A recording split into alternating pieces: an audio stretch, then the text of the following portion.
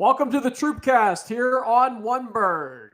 Glad you could join us on our oneBURGH Facebook channel. Maybe you're listening back on Spotify, or maybe you're watching on oneBURGH YouTube. I am your host, Ed Troup, and joining me back to the podcast is Merril Hoge, from his author of the book, Find a Way.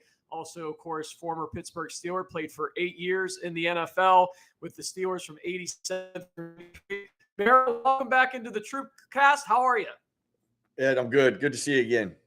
Absolutely. Merril, let's start with the Pittsburgh Steelers and your thoughts on the offseason so far. There's been some good, there's been some bad. I'm not too sure if there's been any ugly, other than the fact that maybe you can make the case that, they didn't retain Justin Fields, and now the quarterback position's a little bit of a question mark. But talk a little bit about the offseason so far and your thoughts on what Omar on and the Steelers have done so far.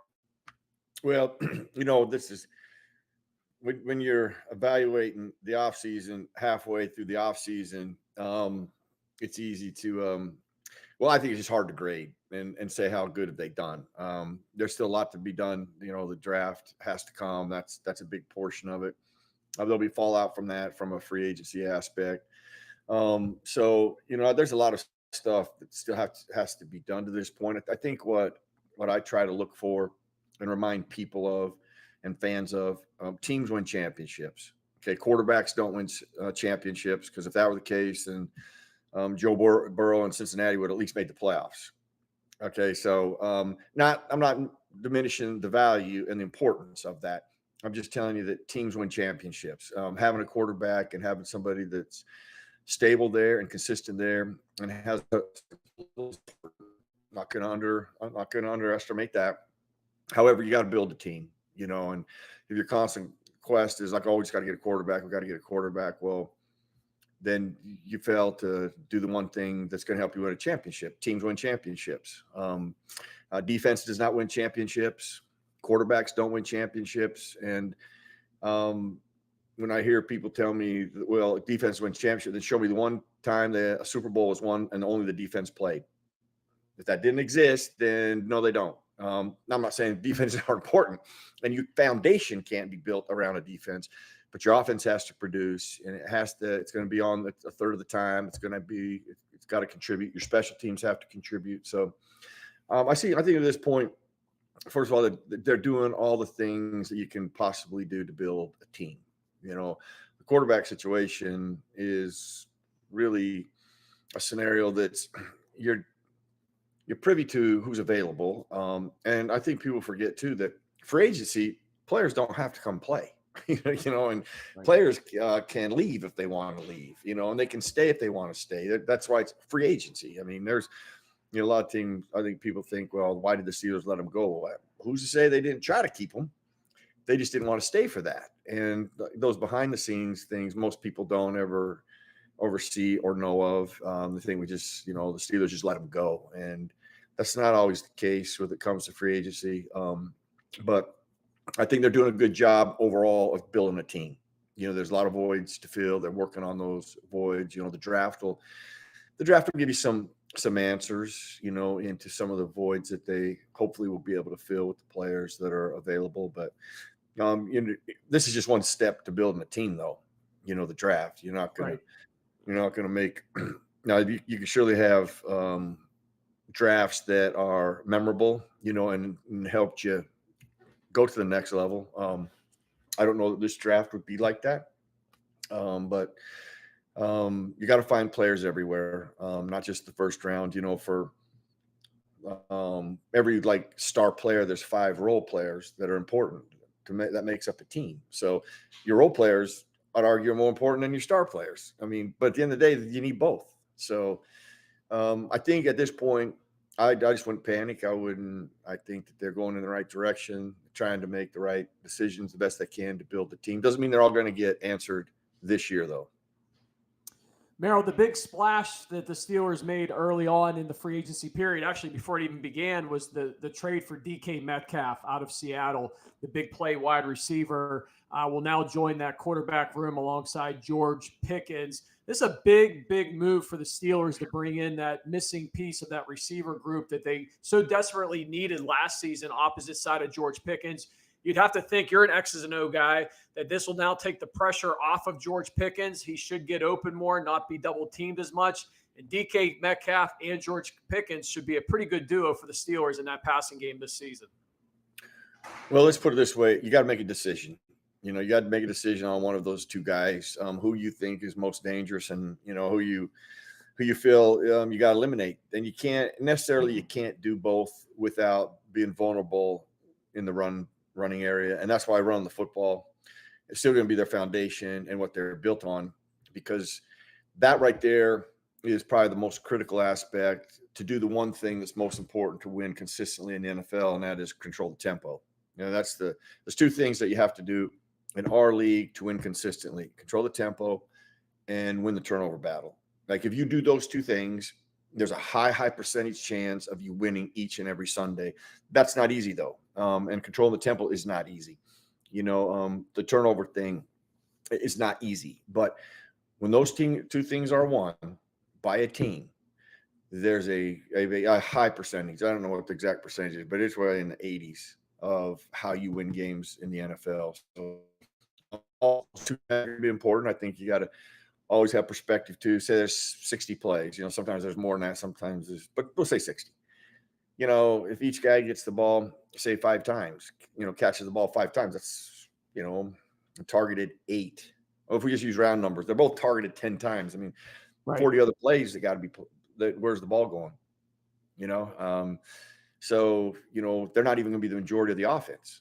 They're an important part of the offense, but they're not the majority aspect. But it does will free George Pickens up, possibly.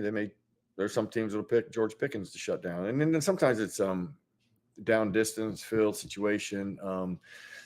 Those things matter too. It's not always just we're going to shut down George. They'll pick moments, and the way this league is strategically, they'll game plan accordingly. But it helps. It does help, having a guy that's respected and is a big threat and is a concern. And if you ignore him, then he can punish you. Merril, you also got to think of looking at the offensive and defensive lines for the Steelers too, that they've invested a lot, especially in that offensive line the last couple of seasons with Troy Fautanu, who of course didn't play last year because he was hurt.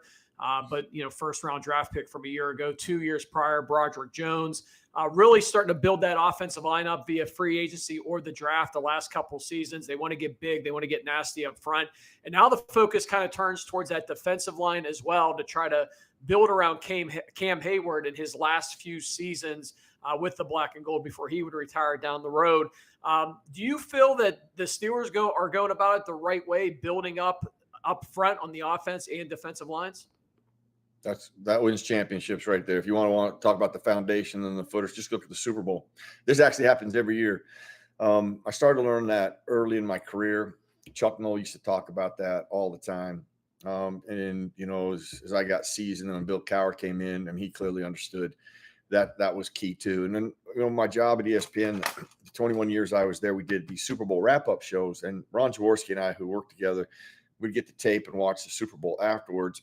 And we always got done, and we're like, the team that won the game, whether they're favored or not, their offensive defensive line played the very best. You could have probably taken the MVP in the trenches somewhere, just based on how good the play was, but that's not going to ever be recognized or noticed.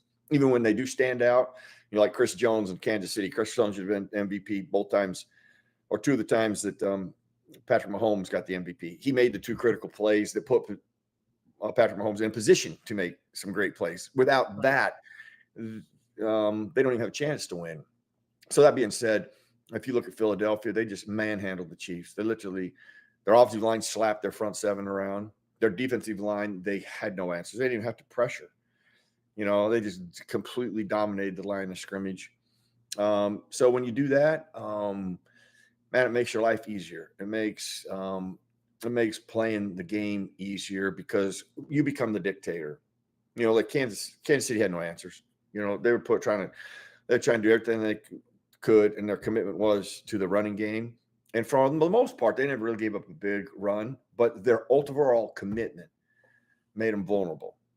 Because they didn't have what it took to really stop it with their front 7. And then the way their offensive line handled their defense, and then it wasn't even it was actually laughable. It was like, it wasn't even a contest, so they clearly are. I think that one thing I would be excited about if I'm a Steeler fan, which obviously I am, I've been one since a kid, is Fatanu. Fatanu from Washington is from feet, hips to hands. He's extraordinary. He's dynamic. Fundamentally, he's a very good football player. And from the evidence that I have seen, even in college and a little bit that he got to play before he got hurt, he's a smart player, which is a critical thing in transitioning. I think he really bolsters that offensive line coming in, especially if you're going to be at right tackle, stabilizing that. And then, getting those type of players that are good from their feet, hips to hands and can play like that. Just the more you have of them, the better off you're going to be because of their commitment to running the football. I know a lot of people were excited about Fonatanu a year ago before he got hurt in training camp leading up to the start of the season. So that should be a big plus to get him back this upcoming season on that offensive line. We're talking to Merril Hoge, the author of Find a Way. We're going to talk a little bit about that book a little bit later here in the podcast. Also, Merril will get your thoughts on the draft. We spoke a little bit about the draft, but the draft just about 3.5 weeks away. Merril, I want to talk about the quarterback position as well with the Pittsburgh Steelers and Aaron Rodgers specifically. That's the hot rumor here in Pittsburgh for the last really month and a half. Will the Steelers sign Aaron Rodgers this week at the ownership meetings in Florida? Art Rooney II came out and said he feels pretty good about it, but there's no timetable yet on when Aaron Rodgers could possibly sign with the Steelers. Your thoughts on Aaron Rodgers? Do you think he'd be a good fit for the Pittsburgh Steelers? Listen, Aaron is one of the best quarterbacks to ever play in the history of the game. Where is he right now? He's not quite the same guy he was from a mobility aspect. But he runs just enough. But his ability, he didn't get dumb all of a sudden. He's very smart. His arm is still dynamic, and he can rip you.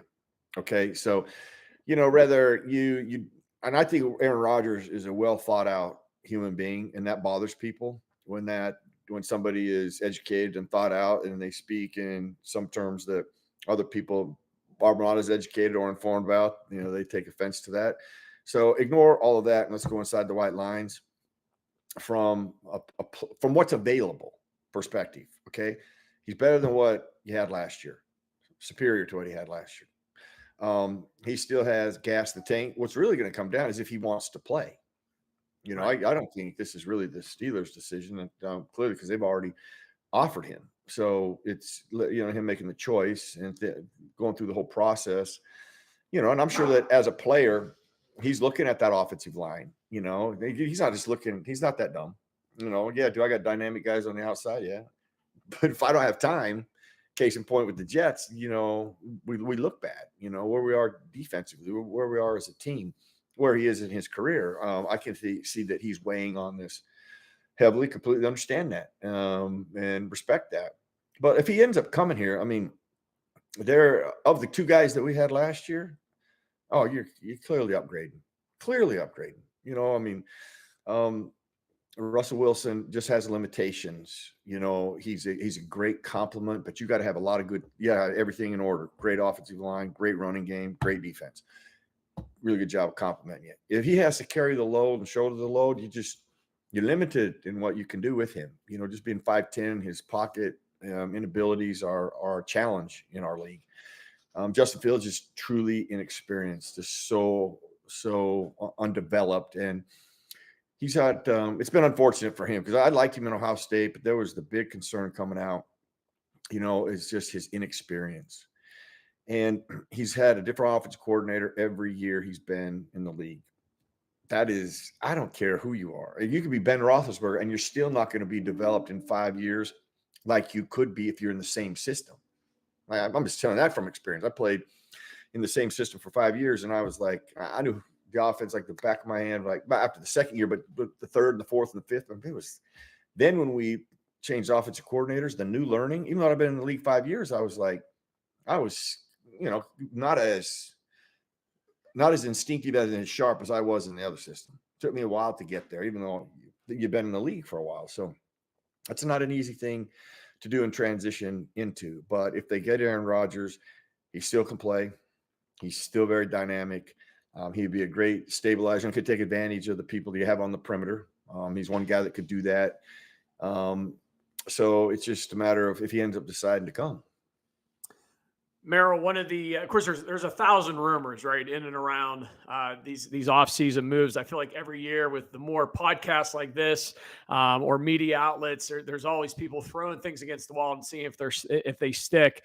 And it's some ridiculous things out there. But one of the things that has kind of got some traction too, and I want to get your perspective being an ex-NFL player, is with Aaron Rodgers. Is he at the point, maybe as being a veteran later on in his career, that one of the reasons why he may not want to sign right away is that he's holding out not to participate in OTAs or mini camps and come in halfway through training camp to kind of preserve his body a little bit since he is later on in his career? Or is that just all false type of stuff? Well, listen, what I know of, and Aaron Rodgers are not like this. I do know Aaron Rodgers. We've had many conversations. Aaron Rodgers is a true pro. He knows he cannot do that and bring any value to this team.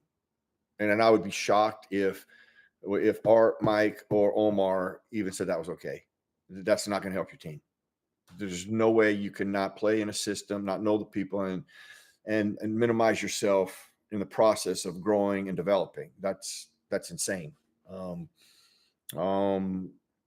I would highly doubt that is part of the thinking. Well, we'd like to trust you. You're an ex-NFL player. You've been there, and a lot of other media folks that are a little bit closer and wiser for sure. Some of these rumors that get thrown out there, I just shake my head and scratch my head. And I'm bald, Merril. I'm bald, so I can do that very easily, man.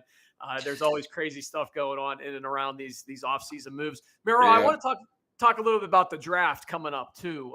Again, only about 3.5 weeks away. The Steelers seem to be looking at defensive line. They boosted that offensive line the last couple drafts, but now you got to kind of turn your attention to a defensive line. Again, Cam Hayward getting up there in years, though still playing at an all-pro level. A lot of names out there. Kenneth Grant from Michigan, a 6'4", 331-pound defensive lineman, is one of the latest ones I've read about a lot this week. Walter Nolan as well from Ole Miss, maybe coming out in the first round. What are your thoughts on where the Steelers should go in this first round? Is it defensive line? Yeah. Well, here's what I can say with truth. I haven't watched any of those guys on tape, so I can't tell you of any who's better, who you could get, who you should get. Here's what I know from their objective. They're trying to build in the trenches. Okay, so that first and foremost is always a good place to build. You just got to get the right guys. You got to get guys that can play in the NFL. And just because they played in college, here's the big mistake that is made. Every team does it. Every organization has done it. Is you study kids and you study where they're playing, not where they're going to play. And that is the biggest mistake in evaluating a player, and the biggest mistake. And then you go to the combine and you either upgrade a guy or downgrade a guy because he ran fast in his underwear or he didn't run fast, or he benched, 36 versus 25. I mean, you make those stupid calls, and those are. I mean, there's a value for the combine, and I think it is getting to talk to the player, understanding the player, develop a relationship with him, understand how they tick and move and how they think and how smart they are, because the biggest transition from college to the NFL is IQ. I mean, everybody acts like the quarterback is the guy who's the smartest on the field. And I've always said that's absolutely incorrect. He's got to be smart. There's no doubt about that.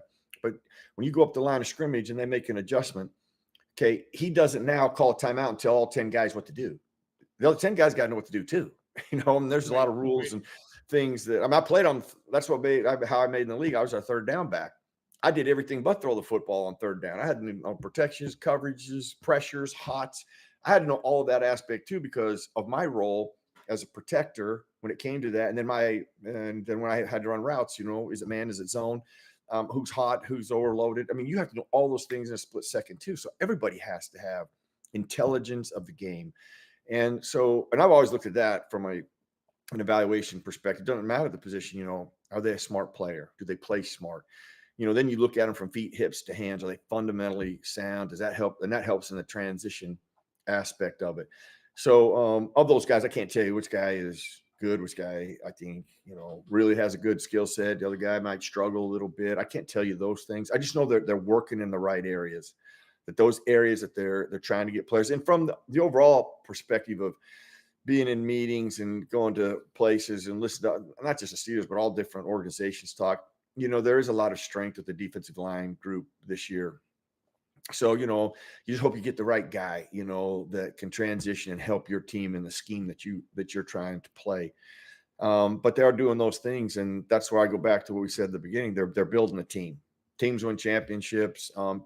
Doesn't mean it's going to happen this year, but boy, if you can get footers that are difference makers, it's a start, and it gives you one step closer to being better this year and then next year. Yeah, absolutely. There's just not one player on the football field. There's 11 at all times. So you got to build up every single position, and the black and gold seem to be trying to do that right now. Merril, we have about 10 minutes left with you here on the TroupCast this week here on oneBURGH. We're talking with Merril Hoge, author of Find a Way, and also, of course, played for the Steelers from 87 through 93.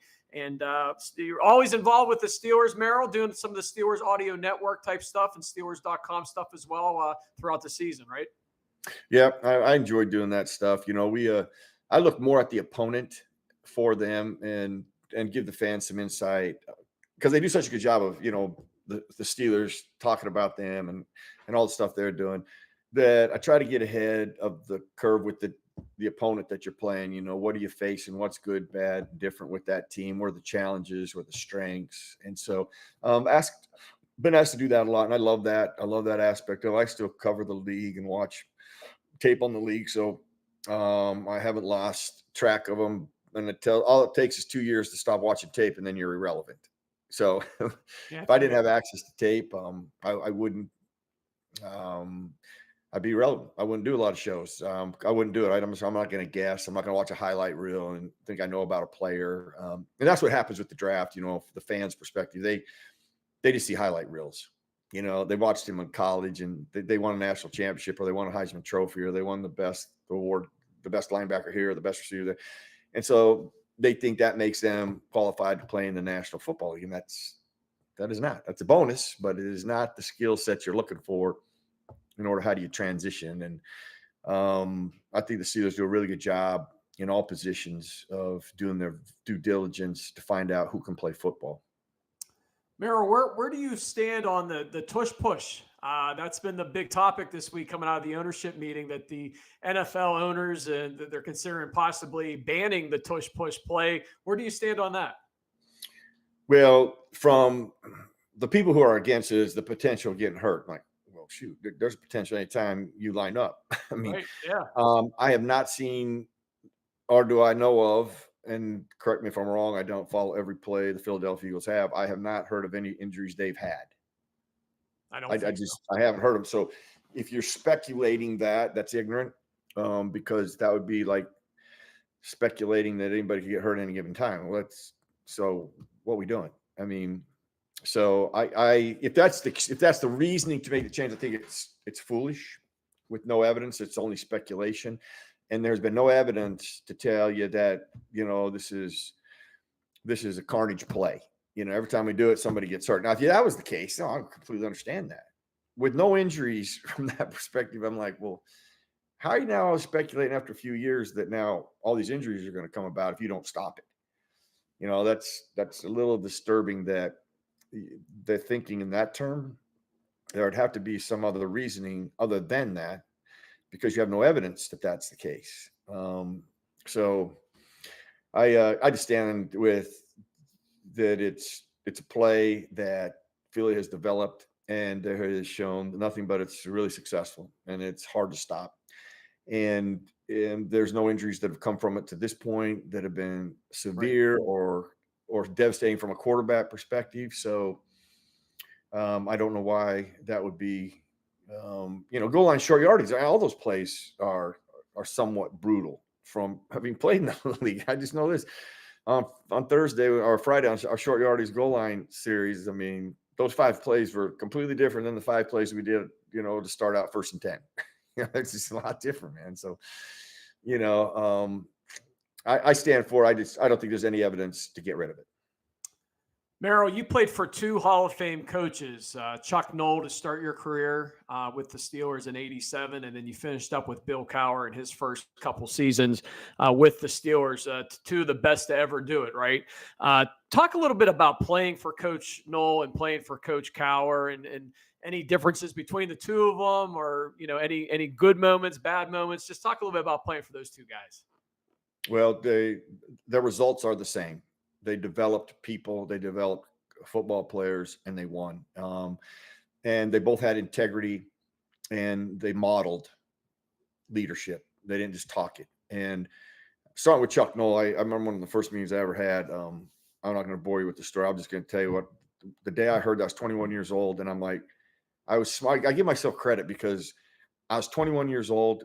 And I think everybody who's been 21, you've probably had those moments. You're like, well, I know everything. I'm the smartest guy in the world and probably never learn anything. I was smart enough to know I will never come across another man like that. So I better pay attention and learn everything I can and absorb as much as I can. And I would say a lot of my foundational principles in my life were built from him as a teacher and a coach and a leader. And I've never been around another man like him.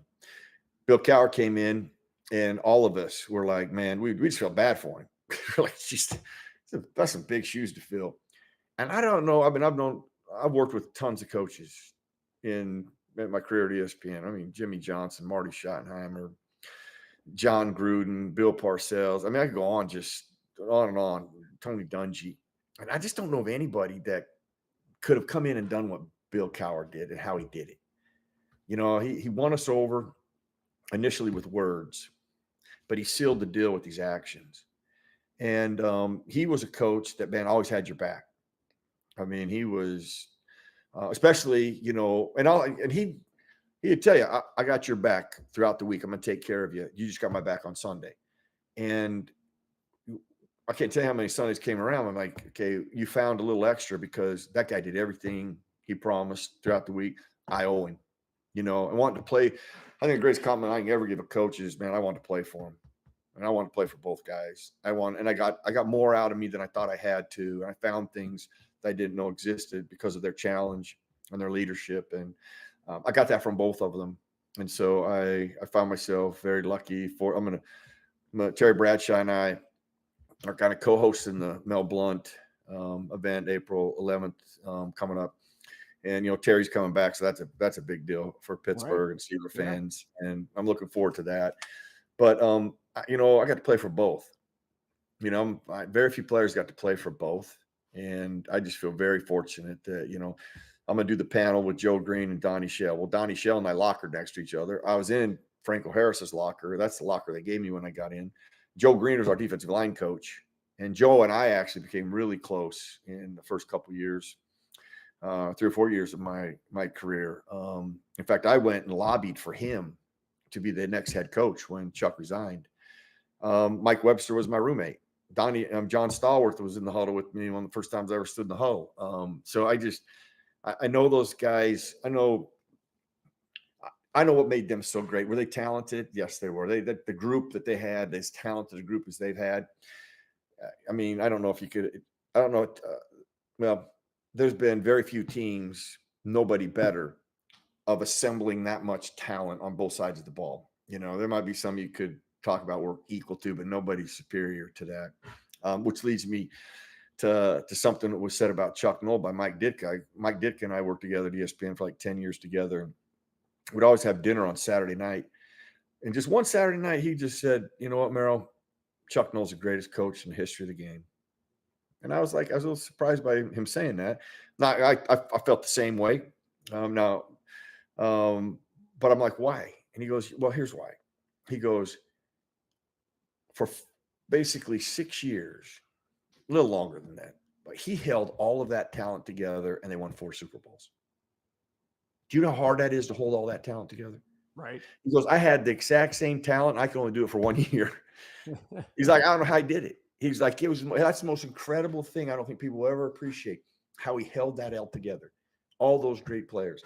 Now, he is right. I mean, that is an arduous challenge by any leader But then when just the people I just ripped off right there that I got to know intimately, played with or worked with Joe Green being a coach, and meeting guys like Rocky Blount, Franco Harris, and Lynn Swans of the world, man, they're not just great football players; they're great people. They had a combination. Like, I mean, I sit there and when we have the 70s, those teams come back from the 70s. I'm like, man, then he had talented people, he had talented players, but he had good people too. But still, somebody's got to orchestrate all that, and that's not easy. And there was nothing more poetic than when a guy in a similar situation admitted, I can't do that. I couldn't do that. How hard that is. I just like, wow, that's telling. It's telling to the greatness of Chuck Noll. That's great. One of the greatest to ever do it. That's for sure, Merril. And what a unique time that you had playing for the Steelers. You were kind of right in the middle of those great 70 teams that went into the 80s and then what came in the 90s. So you got to see both perspectives. Merril, we also know you're the author of Find a Way. Make sure that you check out that book. It's a great book by Merril Hoge, as well as follow Merril on socials as well. You do a lot of motivational speaking in and around Find a Way. Why don't you leave us with a little tidbit, some wisdom from that book and from some of the motivational speaking that you do, Merril, because I watch it all the time online, man. It's great stuff, and it motivates a guy like me and a lot of others out there. Well, the words "find a way" have helped me live a dream and fight to live, and a lot of in between.